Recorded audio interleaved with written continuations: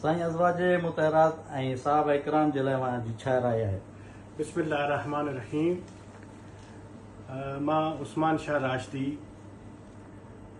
वादे तौर ते इहो ॿुधाइण थो चाहियां तमामु ॾिसण वारनि खे ॿुधण वारनि खे त हज़ूर पाक सल्लल्लाहु अलैहि वसल्लम जी जेके बि अज़वाज मुतहरात आहिनि उहे असांजे लाइ क़ाबिल एहतराम आहिनि ऐं उम्मुल मोमिनीन आहिनि ऐं तमामु उम्मत जूं माहिरूं आहिनि ऐं क़ाबिल एहतराम आहिनि।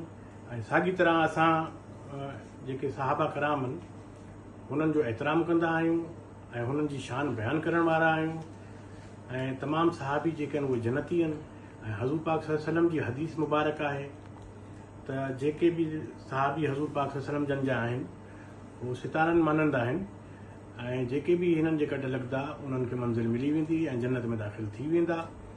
ऐं अहले बैत जेके आहिनि हुननि जे लाइ हज़ूर पाक फरमायो आहे त मां क़ुरान पाक ऐं अहले बैत तव्हांजे लाइ छॾे वञी रहियो आहियां।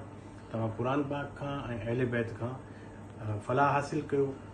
सो इहो मां वाज़े करणु चाहियां थो त मुंहिंजो अक़ीदो जेको आहे अहले सुन्नत सां आहे, सिलसिले क़ादरिया सां आहे ऐं तव्हांजी ख़िदमत में ही मुंहिंजी वीडियो पेश करण जो मक़सदु आहे त हीअ ॻाल्हि वाज़े थी वञे ऐं बार बार जेको आहे इहो सुवालु वरी न कयो वञे। महिरबानी।